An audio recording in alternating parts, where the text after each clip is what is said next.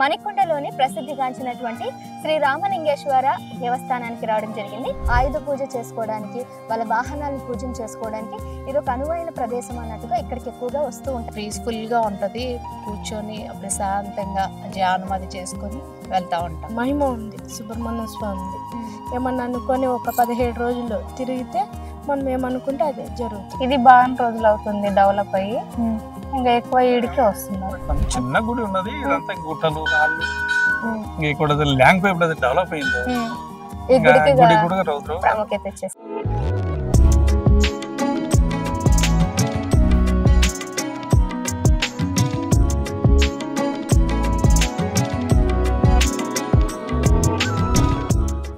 నమస్కారం, ఎల్లందరి భక్తి ఛానల్ కి స్వాగతం. ఈరోజు నేను మరొక దేవస్థానాన్ని చూపించడానికి మీ ముందుకు వచ్చాను. మణికొండలోని ప్రసిద్ధిగాంచినటువంటి శ్రీ రామలింగేశ్వర దేవస్థానానికి రావడం జరిగింది. అయితే శ్రీ పార్వతి రామలింగేశ్వర దేవస్థానం యొక్క ప్రఖ్యాత ఏంటి, ఇది ఎక్కడ ఉంది, దీని గురించి పూర్తి వివరాలు ఈ వీడియోలో తెలుసుకునే ప్రయత్నం చేద్దాం. ప్రస్తుతం నేను మణికొండలోని పుప్పాలగూడలో ఉన్నటువంటి ఈ దేవస్థానానికి రావడం జరిగింది. కొత్తగా నిర్మించినటువంటి ఈ దేవస్థానానికి చాలా ప్రాముఖ్యత ఉంది. సో దీని నిర్మాణం, దీని కట్టడం కానీ, దీంట్లో ఉన్నటువంటి దేవాలయాలు కానీ చాలా అద్భుతంగా ఉంటాయి. మరి ఆ డీటెయిల్స్ అన్ని కూడా మన లోపలికి గుడిలోకి వెళ్ళినాక మీకు చూపిస్తాను, పదండి నాతో పాటు.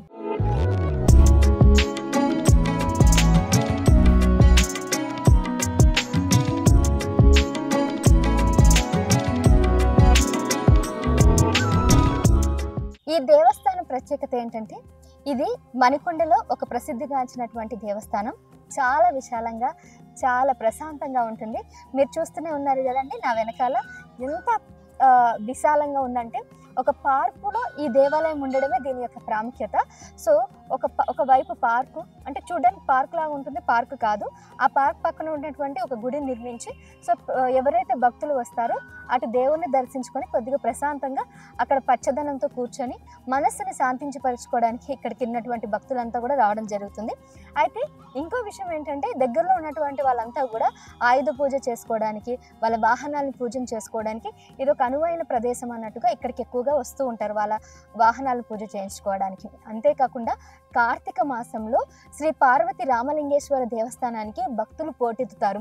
ఇక్కడ కళ్యాణ మహోత్సవం, ముఖ్యంగా పార్వతి పరమేశ్వరుల కళ్యాణ మహోత్సవం చాలా అద్భుతంగా అంగరంగ వైభవంగా చేస్తారు. కానీ మనం ప్రస్తుతం కార్తీక మాసంలో లేదు కాబట్టి మనకి అది చూసే అదృష్టం, భాగ్యం లేదు.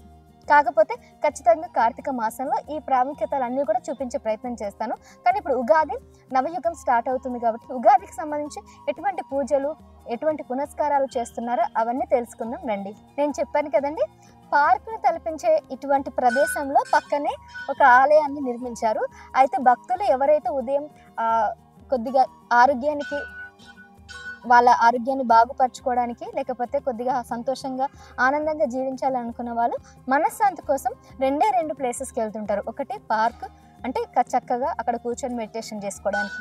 రెండవది ఆలయంలో కూడా కూర్చొని దైవయానం, లేదంటే కొద్దిగా యోగా అలాంటివి చేయడానికి, లేదంటే అక్కడ ధ్యానం చేయడానికి అనువుగా ఉంటుంది. సో అలాగే పార్క్లో కూర్చొని మెడిటేషన్ అనేది చేసుకోవచ్చు, లేదంటే ఆలయంలో కూడా కూర్చొని మెడిటేషన్ అనేది చేసుకోవచ్చు. మరి ఈ 2 ప్లేసులు ఒకే దగ్గర ఉంటే ఎలా ఉంటుందనే ఒక ఆలోచనతోనే ఇక్కడ ఉన్నటువంటి పురపాలక సంఘ వ్యక్తులు, కమిటీ సభ్యులంతా కూడా ఒక పార్క్ని అలాగే దేవస్థానాన్ని కలిపి ఈ నిర్మాణాన్ని అయితే చేపట్టారు. అయితే ఇది ఎంత విశాలంగా ఉందో ఒకసారి చూడండి. మీరు ఇది చూసినట్లయితే మీకు ఒక అద్భుతంగా ఈ ఆలయం కట్టడ నిర్మాణం కనిపిస్తుంది. ఎందుకంటే మన హైదరాబాద్లో ఒక కేరళ స్టైల్లో ఆలయాలు ఏ విధంగా నిర్మిస్తారో ఆ విధంగా కేరళ స్టైల్లో ఈ ఆలయాన్ని నిర్మించారు. మీరు ఈ ఆలయాన్ని ప్రత్యేకంగా పర్టికులర్గా చూసుకున్నట్లయితే ఆ ధ్వజ స్తంభాలు కానీ, లేదంటే పక్కనటువంటి ఈ ఏవైతే ఉన్నాయి స్తంభాలు, ఆ స్తంభాలంతా కూడా పురాణ కాలంలో ఇంట్లోకి ఉండేటువంటి దూలాలు ఏ విధంగా ఉంటాయి ఆ విధంగా కట్టారు. సో చెక్కని తలపించే ఈ కట్టడాలు ఇది చెక్కతో చేయలేదు, కాకపోతే ఐరన్ రాడ్తో చేసి చెక్క రూపంలో వీటిని మెరుగుదిద్దారనమాట. అటువైపు ఇక్కడ చూసినట్లయితే ఈ లెఫ్ట్ సైడ్లో కళ్యాణ మహోత్సవం చేసుకోవడానికి ఒక మండపాన్ని ఏర్పాటు చేశారు.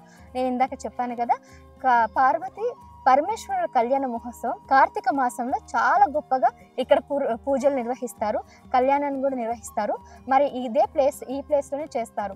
సో ఇక్కడ చాలా అద్భుతంగా ఇక్కడ వాతావరణం బాగుంటుంది. అలాగే ఇక్కడ ఈ ఆలయానికి సంబంధించి ఇంకా చాలా విషయాలు ఉన్నాయి. మీకు ఇంకా లోపల ఇవి ఏ విధంగా ఉన్నవన్నీ కూడా చూపిస్తాను, నాతో రండి. ఇదంతా కూడా ఒకప్పుడు పార్క్, ఇదంతా కూడా జంగుల్ లాగా ఉంటే దీన్ని పార్క్ చేశారు. ఈ పార్క్ ఆ పార్క్ రెండు కలిసి ఉండే తర్వాత ఇక్కడ కమిటీ సభ్యులు దీన్ని పార్క్ లా కాకుండా దేవునికి సంబంధించినటువంటి పూజలు ఏమైనా చేసిన వాహనాలు, ముఖ్యంగా చెప్పగా వాహనాలు ఇక్కడ పూజలు చేసుకోవడానికి వీలుగా ఉంటుంది కాబట్టి అందుకు ఓపెన్ ప్లేస్ ఎక్కువగా పెట్టారు. అన్ని దేవాలయాలు చిన్న చిన్న గల్లీలో ఉంటాయి. మనకు ప్రముఖ దేవాలయాలు మాత్రమే చాలా విశాలంగా ఉంటాయి. కానీ ప్రముఖ దేవాలయాలు అంటే మనం తిరుపతి, లేదంటే ఏలూరు, లేదంటే విజయవాడ ఇలాంటి ప్లేసెస్కి వెళ్ళాలి. విజయవాడ కూడా చాలా చిన్నగా అయిపోయింది అనుకోండి ఇప్పుడు, కనకదుర్గమ్మ గుడి. కానీ ఎక్కువ ఆలయాలు అన్నీ కూడా పెద్ద పెద్ద ప్రముఖ ఆలయాలు వెళ్ళాలంటే చాలా విశాలంగా ఉండాలంటే అవి చాలా ప్రముఖంగా ఉండాలి. కానీ సిటీలో ఉన్నటువంటి ఆలయాలు ఇంత విశాలంగా ఉండడం చాలా అరుదు. కానీ అంత విశాలంగా ఉన్నటువంటి ఆలయం ఏదైనా ఉంది అంటే ప్రస్తుతం హైదరాబాద్లో ఈ యొక్క ఆలయమని చెప్పాలి. సో ఇంత విశాలంగా ఎంత అద్భుతంగా ఈ ఆలయాన్ని నిర్మించారు చూసారా. ఇదంతా కూడా పంచాయతీరాజ్ కమిటీ సభ్యులంతా కూడా వీళ్ళంతా కలుసుకొని ఈ ఆలయాన్ని నిర్మించారు. ఈ ఆలయంలో మొత్తం 3 ఆలయాలు ఉన్నాయి. మెయిన్ ఇక్కడ శ్రీ పార్వతీదేవి ఆలయం ఉంటుంది. అటు పక్కన కళ్యాణ మహోత్సవం జరుపుకోవడానికి ఒక మండపం, మరొక వైపున అక్కడ పరమేశ్వరుడికి సంబంధించి లింగానికి సంబంధించినటువంటి ఒక ఆలయం ఉంటుంది. ఈ 3 పక్క పక్కనే ఉంటాయి. అండ్ ఇక్కడ మీకు రైట్ సైడ్ లో మళ్ళీ నవగ్రహ పూజ చేసుకోవడానికి ఇక్కడ ఒకటి ఉంటుంది. అలాగే ఇక్కడ ఒక వేప చెట్టు దగ్గర మన ముడుపులు ఏమైనా చూసుకోవడానికి ఇక్కడ ఉంటుంది అనమాట.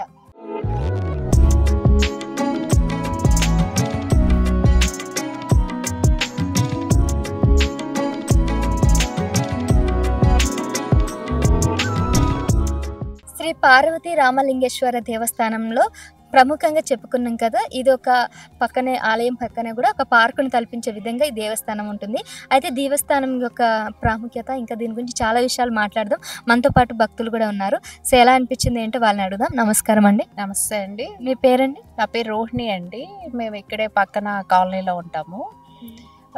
ప్రతి సోమవారం ఇక్కడికి వస్తూ ఉంటామండి. ఇక్కడికి వచ్చి ప్రదక్షిణాలు చేసుకొని స్వామివారికి అమ్మవారికి దండం పెట్టుకొని పీస్ఫుల్గా ఉంటుంది. కూర్చొని ప్రశాంతంగా ధ్యానం అది చేసుకొని వెళ్తూ ఉంటాం. అయితే నాకు ఒక డౌట్ ఎందుకు వచ్చిందంటే, ఇప్పుడు ఇక్కడ పార్క్ ఈ గుడి ఈ విధంగా రెండు ఎలా అయ్యిందంటారు? ఐడియా ఉందా? మీరు వాస్తవులే కదా ఇక్కడ. ఫస్ట్లో ఈ కూర్చోడానికి బెంచెస్ ఇవన్నీ కూడా ఉండేవి కాదండి. గుడి కూడా ఇంత అద్భుతంగా ఉండేది కాదు. మీరు చూస్తున్నారు కదా, చుట్టూ తిరగటానికి అక్కడ వేసిన ఆ రేకుల షెడ్ కూడా ఉండేది కాదు. మనం నడవాలంటే ఎండలో అలానే తిరగాల్సి వచ్చేది. తర్వాత ఇక్కడ వీళ్ళు తీసుకున్న ఇక్కడ ఒక పంతులు గారు ఉండేవాళ్ళు.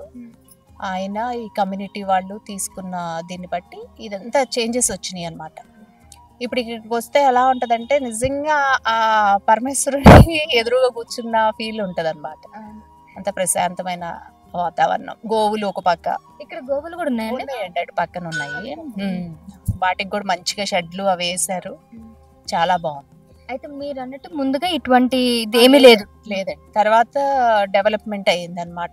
మీరు ఎంత కాలం నుంచి వస్తున్నారు? నేను ఇక్కడికి ఒక 7 years నుంచి వస్తున్నా అండి. అప్పుడు ఇక్కడికి మేము ఈ కాలనీలోకి వచ్చి 7 years అయింది. అప్పటి నుంచి వస్తా ఉంటాం. ఇది 7 years అంటే అంతకుముందు ఒక 5 years అని ఉండొచ్చు. అయి ఉండొచ్చు.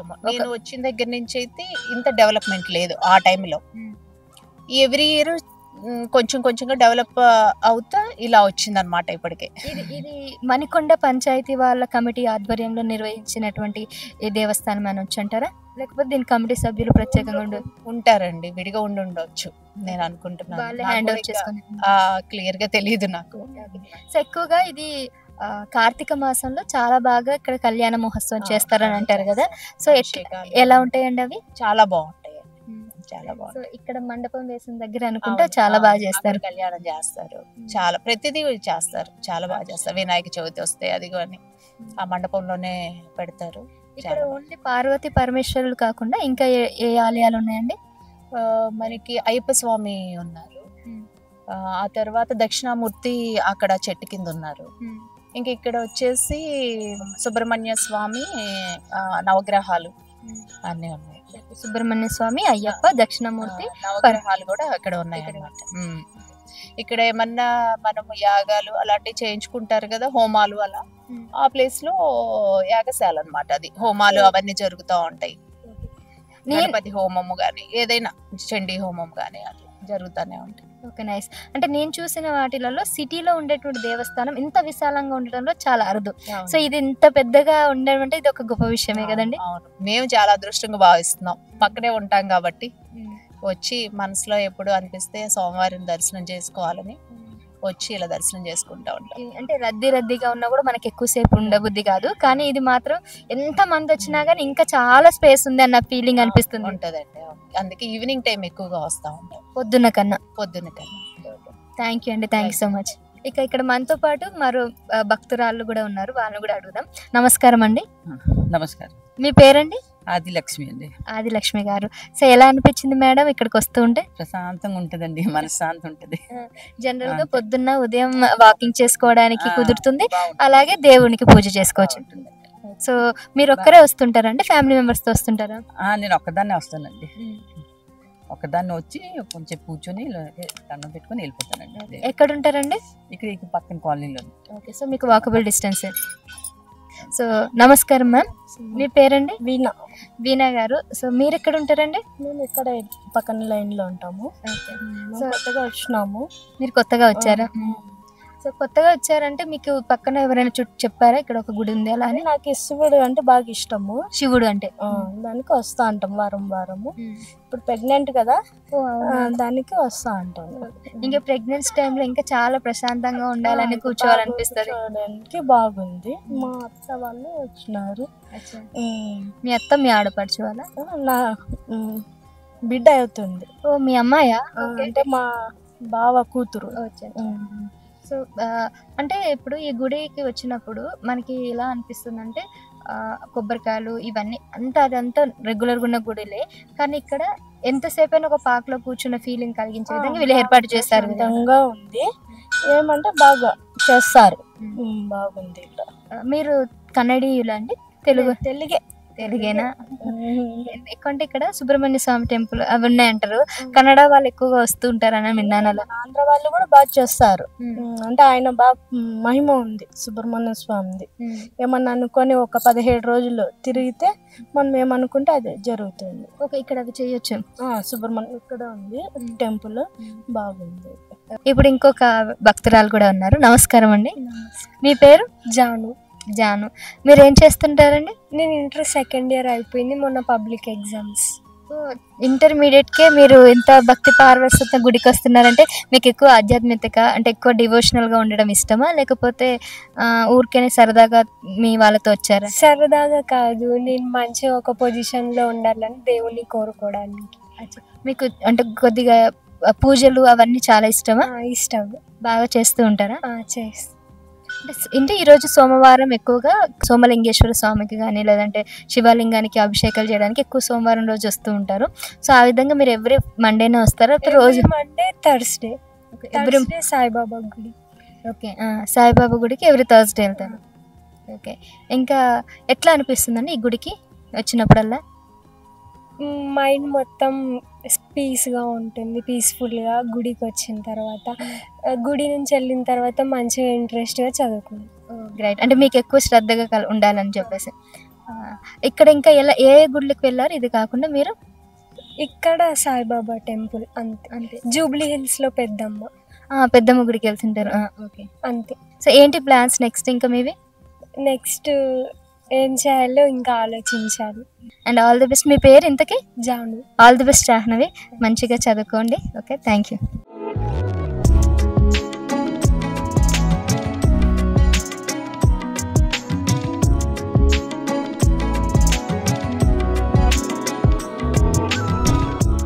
నమస్కారం అండి.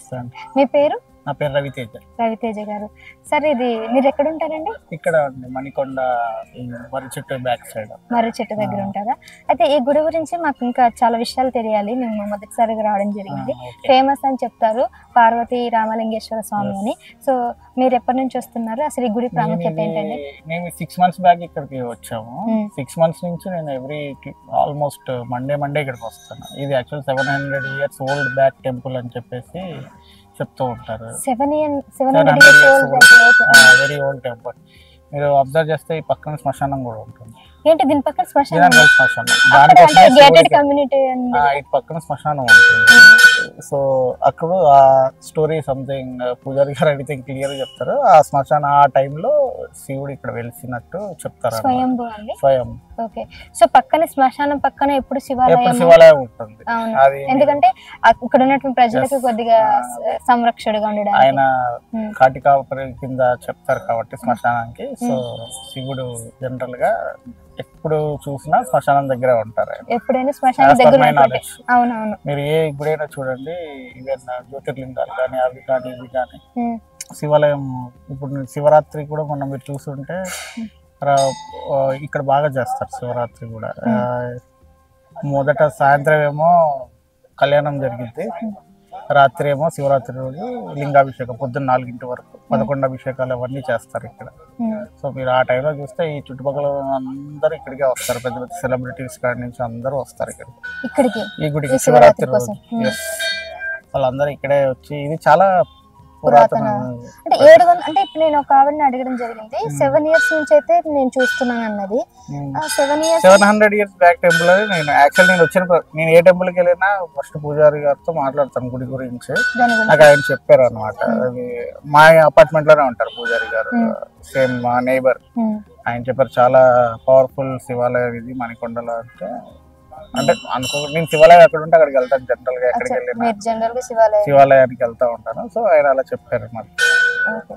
అంటే మీకు ఎలా అనిపించింది అంటే ఇప్పుడు శివాలయంలో ఉన్న శివాలయంలో ఈ శివాలయం యొక్క ప్రాముఖ్యత 700 years కాకుండా ఇంకెలా అనిపించింది కొత్తగా? అంటే జనరల్ గా శివాలయం కాదండి, ఏ గుడి స్వయంభూ గుడిలో మీరు ఏం చూసుకున్నా పాజిటివ్ ఎనర్జీ అనేది ఎక్కువ ఉంటుంది. స్వయంభూనా అండి? స్వయంభూ అని చెప్పారు, బట్ నాకంటే ఎగ్జాక్ట్ షూర్ కదా. మరి పూజారి గారు చెప్పారంటే మరి ఆయన. ఇప్పుడు స్వయంభూ అన్నప్పుడు నాకు తెలిసి అభిషేకాలకు కూడా గర్భగుడిలోకి ఎవరిని మనం వెళ్ళాం కదా, ఇక్కడ వెళ్ళాం. ఇప్పుడు ఇక్కడ ఉన్న కొన్ని శివాలయాలకి అభిషేకాలు చేయించుకోవడానికి లింగాలకి కొందరికి పర్మిషన్ ఇస్తుంటారు, గర్భగుడిలోకి వెళ్ళిపోతుంటారు.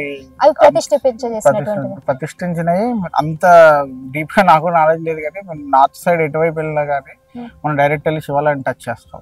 ఆ జ్యోతిర్లింగాలు ఏంటంటే షిరిడి దగ్గర గురుకేశ్వర్ అని అవన్నీ ఉంటాయి, డైరెక్ట్ గా వెళ్ళి టచ్ చేస్తాం మనం శివాలయం.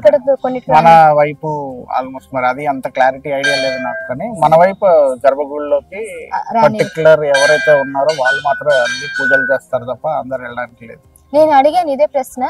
కొన్ని శివాలయాలకి అసలు గర్భగుడిలోకి అలో చేయరు, కొంతమంది అసలు ఆడవాళ్ళని ముట్టుకోనియకూడదు, ఇంకా కొంతమంది ఎవరిని పడితే వాళ్ళని ముట్టుకోనియకూడదు, కానీ కొన్ని గుళ్ళలో అభిషేకం చేస్తారు, ఆడవాళ్ళు వెళ్తుంటారు, అన్ని చేస్తుంటారు. అంటే ఆయన ఏం చెప్పాడంటే స్వయంభూగా వచ్చినటువంటి శివాలయాలకి ఎవరిని ముట్టుకోవడానికి అర్హత ఉండదు, ప్రతిష్ఠింపజేసినటువంటి శివాలయాలకు మాత్రం అభిషేకాలు అవన్నీ చేయొచ్చు అనే సమాధానం అయితే వచ్చింది.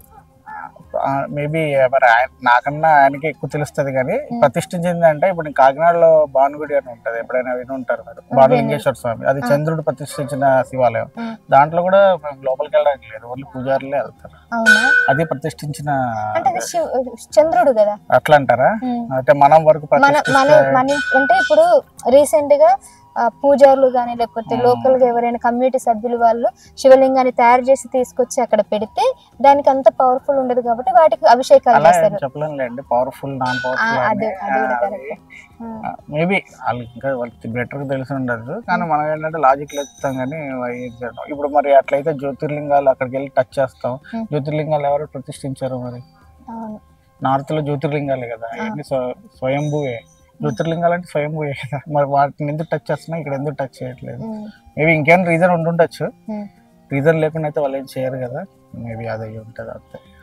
సో మీకు ఎలా అనిపించిందండి ఈ గుడి వాతావరణం గానీ ఇది గానీ? చాలా విశాలంగా ఉంది కదా, పీస్ఫుల్ గా ఉంటది. ఎప్పుడు వచ్చి కూర్చొని ఒక ½ an hour అలా కూర్చొని వెళ్ళిపోతా ఉంటాను అనమాట. ఎప్పుడన్నా కొద్దిగా డిస్టర్బెన్సెస్ ఉన్నా ఏదన్నా కానీ జనరల్ గా ఈ temple is very good, peaceful, అంతా బాగుంది. కోరిన కోరికలు ఇట్లా ఏమైనా అనుకుంటే ముడుపులు అన్ని అనుకుంటాయి కదా, జనరల్ గా శివాలయంలో కోరికలు కోరుకోకుండా ఉండాలి అనేది నేను చాలా వాటిలో చదివా. కోరుకోకూడదు అట్లని కాదు, మీరు వెళ్ళండి శివుడిని చూడండి, కొద్దిసేపు కూర్చోండి చెప్తారు చాలా మంది. మీరు ఎన్నో చూసుంటే మన చాగంటి గారు కానీ ఎవరైనా కానీ 42 రోజులు కంటిన్యూస్ గా శివాలయానికి వచ్చి ఏమి కోరుకోకుండా జస్ట్ దండం పెట్టుకొని వెళ్ళిపోండి, కొద్దిసేపు కూర్చొని వెళ్ళిపోండి. 43వ రోజు మీరు రిజల్ట్ చూస్తారని వాళ్ళే చెప్తారు. నిజం, ఇది నాకు తెలియదు. ఇది ఉంటది, మీరు రీల్స్ అవి చూడండి, చాగంటి గారు చెప్పినవి ఉంటాయి. 42 days కంటిన్యూస్ ఆయన చెప్తారు. 42 days కంటిన్యూస్ గా వెళ్ళండి, దర్శనం చేసుకోండి, కూర్చోండి, ప్రశాంతంగా ఉండండి, వెళ్ళండి. 43వ రోజు రిజల్ట్ చూసుకోండి. అది చాలా చెప్పారు అనమాట. అది చూడండి ఒకసారి తెలుస్తుంది. ఓవరాల్ గా ఒకసారి ఇంకా ఇక్కడ అయ్యప్ప స్వామి కూడా ఉన్నారు కదండి, ఇది కొత్తగా నిర్మించినటువంటి అయ్యప్ప స్వామి, రేణుకమ్మ తల్లి. సో ఇది ఒక్కటి స్వయంభూ, ఇంక ఇవి రెండు కూడా కొత్తగా నిర్మించినటువంటి అనుకుంటా. వెనకాల గోశాల కూడా ఉంది, దీని వెనకాల గోశాల ఉంటది. ఇదంతా ప్లేస్ నవగ్రహాలు ఇంకా అలాగా.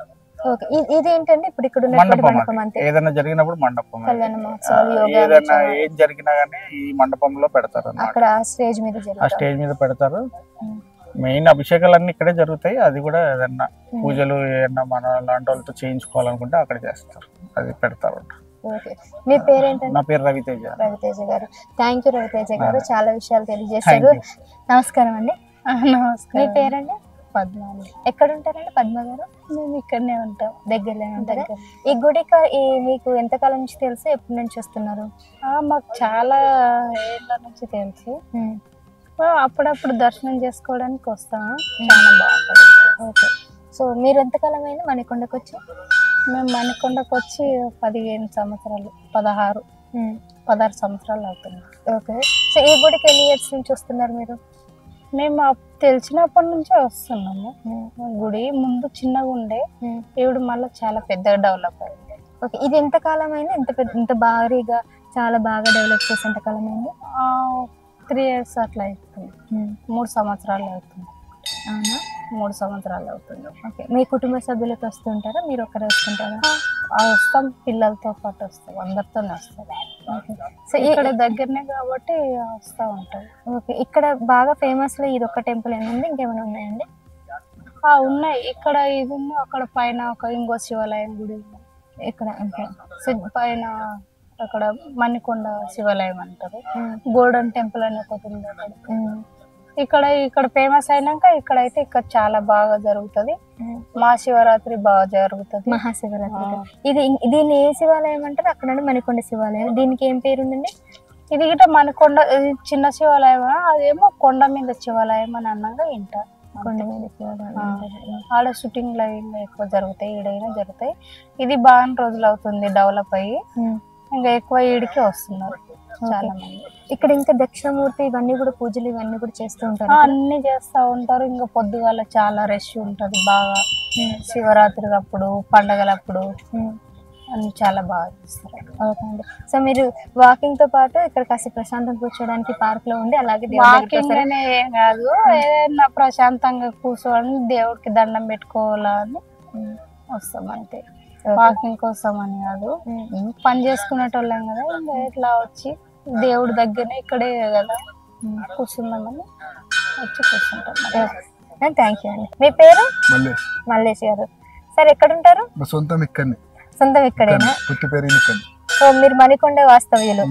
సో ఇది 700 నాటి శివాలయం అని విన్నాను, నిజమేనా? నిజమే. ఇది మొత్తం పడావు ఉండే, బర్రెలో ఎడ్లు ఉంటుండే. పడావు అంటే అడిగి ఉండే మొత్తం. ఇల్లు ఏం లేవు, డ్యాంక్ ఒకటి ఏం లేవు. అన్ని ఈ ఇల్లు పొలా ఇవన్నీ మణికొండల ఒక 20 ఇల్లు ఉండే, ఎక్కువ లేకుండే. ఇవన్నీ తర్వాత అయినాయి. మొత్తం గడ్డి చేనులు, ఉలువలు, గునుగు, జొన్నలు అన్ని వంతులు. ఈ టైం రావాలంటే అవి భయం అవుతుంది. తర్వాత దీన్ని గుడిగా ఎలా మార్చారంటారు? గుడికి ఏం మార్చిందంటే కొంచెం ల్యాంకో పడ్డది. ల్యాంకో వల్ల కొంచెం డెవలప్, ల్యాంకో వల్ల ఇవన్నీ డెవలప్ అవుతుంటే గుడికి బి మామూలుగా పడావు ఉండే, డబ్బులు ఇట్లా పొలాల రేట్ల కన్నా గుడి కొంచెం కొంచెం కలర్ వేసి కొద్దిగా వస్తుండే భక్తులు. ఒక రోజుకి ఒక 5-6 మంది వస్తుండే, ఎక్కువ రాకుండే. అట్లా అట్లా అట్లా అట్లా డెవలప్ చేసేసి.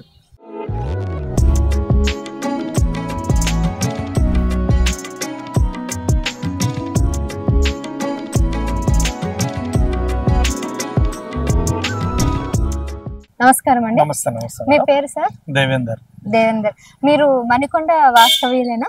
అంటే వేరే కానీ ఇక్కడ వచ్చి సెటిల్ అయ్యి ఎంత కాలం అయిందండి సెటిల్ అయ్యి? 4-5 years. 4-5 years. పిల్లలు జాబులు చేస్తుండే ఇక్కడ వచ్చి సెటిల్ అయ్యాను. ఓకే, మీరు నాకు తెలిసి ప్రతిరోజు ఈ గుడికి వస్తున్నారని అనుకుంటున్నాను, లేదంటే కేవలం సోమవారమేనా? ఏం లేదు, రెగ్యులర్ వస్తుంటారు. సార్, కేరళలో అయ్యప్ప స్వామి బాగా ప్రసిద్ధి. సో కేరళ శబరిమలకి వెళ్ళినప్పుడు అయ్యప్ప స్వామి గుళ్ళు ఏ విధంగా ఉంటాయో అట్లా కడతా ఉంటారు. అయితే ఇక్కడ ఇది చూస్తే నాకు అదే ఆకారంగా అంత పోలినట్టు అనిపిస్తుంది. ఇది ఎలా కట్టారంటారు అసలు?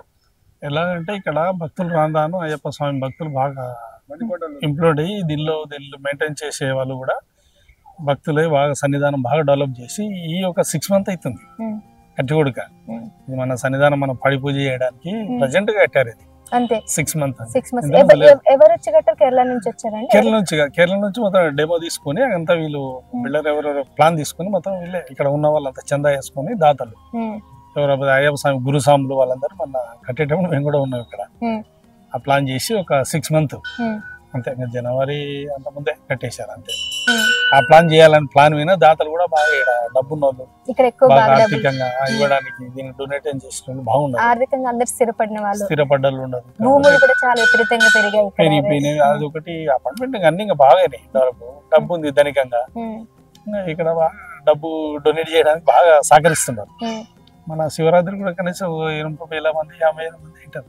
అంత బ్రహ్మాండంగా అవుతుంది అభిషేకాలు, చాలా బాగా అవుతాయి, చాలా మంచిగా ఉంటుంది. అయితే ఇప్పుడు ఈ గుడి 6 నెలల క్రితం ఇంత బాగా అద్భుతంగా 6 months అవుతుంది ప్రజెంట్ కట్టారు. అది అక్కడ ప్లాన్ చేసుకుని అక్కడ గురూజీ మన ఇది ఈ అయ్యప్ప విగ్రహాన్ని ఎక్కడి నుంచి శబరి నుంచి ఏమైనా తెప్పించారా? అంటే కేరళ నుంచి తెప్పించారు అనుకుంటున్నా. గురుస్వామి వాళ్ళు 15 మంది పోయి 21 మంది అట్లా ఆ విధంగా పోయి ప్లాన్ చేసి ఆ విధంగా తయారు చేసుకుని చేయాలని ఇంట్రెస్ట్ మీద మంచిగా చేశారు. ఇంత ఖర్చు అయినా కూడా ఎన్నికోకుండా బాగా చేశారు. ఇది నిజంగానే స్వయంభూనండి ఇక్కడ? స్వయం 700 ఏళ్ల నాటి పురాతనం చిన్న గుడి ఉన్నది. ఇదంతా గుట్టలు రాళ్ళు ఇక్కడ ల్యాండ్ ఎప్పుడైతే డెవలప్ అయిందో గుడి కూడా ఒక 3 years బ్యాక్ కూడా ఇంత లేదు డెవలప్. రాళ్ళు రప్పలు అంతా ఈ సెంటర్ నడవాలంటే ఇబ్బంది ఉంటాయి. లాస్ట్ ఇయర్ అది ఈ కట్టక ముందే బెడ్ సిమెంట్ క్లీన్ చేసి ఈ విధంగా మంచి ఇంట్రెస్ట్ బాగా చేస్తున్నారు. డెవలప్ అంటే దాతలు బాగున్నారు, చేసే యూనిట్ కూడా మంచిగా చేస్తున్నారు. సో ఇంకా నాకు తెలిసి ఇంకా ఇక్కడ ఈ గుళ్ళు అక్కడ కట్టడం కానీ ఇదంతా కూడా ఇంకా డెవలప్ చేసే ఆస్కారం ఉందా? ఉంది రోజు రోజు డెవలప్ చేయాలనే ఆలోచనతోనే వాళ్ళకి ఇంట్రెస్ట్ బాగుంది. ఫండ్ ఇచ్చేవాళ్ళు అంటున్నారు, చేసేవాళ్ళు కూడా బాగుంటారు, మంచిగా ఉంది. ప్లాన్ కూడా అట్లా విధంగా తీసుకుని తెలిసిన వాళ్ళను బాగా అనుభవం తీసుకుని ప్లాన్ చేస్తున్నాం మంచిగా. ఈ ప్లేస్ గుడి కోసం చిన్న ఇది ఒకటి శివలింగం ఉంటే ఈ విధంగా ఈ ప్లేస్ గుడికే కావాలని మంచిగా చేసారు. డెవలప్మెంట్ నుంచి ఎవరైనా సహకరిస్తారు. అందుకోసం చేసే డెవలప్ చేస్తే మనం కూడా ఒకసారి మళ్ళీ ఇవ్వాలి, చేసేదాన్ని చూసినాడు మళ్ళీ మనం ఆటోమేటిక్ ఇచ్చేస్తాం కదా డబ్బులు. అట్లా విధంగా దాంట్లో కూడా మంచిగా ఉంటారు, బాగా చేస్తున్నాం. ఎలా అనిపిస్తుంది అంటే ఇక్కడ గుడికి రోజు మనం దర్శించుకోవడం వల్ల అంటే కేవలం చూడడానికే కాకుండా దేవుడి దగ్గరకు వస్తే ఆ రిజల్ట్స్ కూడా రావాలి. మంచిగా ఉంది. మనం ఏ విధంగా అనుకుంటామో శివలింగేశ్వర స్వామి అంటే చంద్రమౌళీశ్వరి అంటారు. చంద్రమౌళీశ్వర స్వామి అంటే చంద్రాకారం, చంద్రుడు ప్రతిష్ఠించినటువంటి అది ఒక ప్రత్యేకత ఉంది ఇక్కడ ఈ ఆలయంలో. అదే ప్రత్యేకత. మామూలు శివలింగం అంటారు కానీ చంద్రమౌళీశ్వరు అని చంద్రాకారం ఖచ్చితంగా పెడతారు. అలంకరణ చేసిన లింగానికి చంద్రుడి ఖచ్చితంగా పెడతారు. అదే ఒక ప్రత్యేకత ఇక్కడ. ఇంకొకటి సోమసూత్రాన్ని ఎక్కడైనా రౌండ్ తిరుగుతారు కదా శివాలయం, ఇక్కడ తిరగనియారు. అక్కడ ఒక డెమో పెట్టారు సోమసూత్రాన్ని. ఎందుకంటే సోమసూత్రం అంటే శివుని అభిషేకం చేసిన నీళ్లు తొక్కరాదు, దాటరాదు.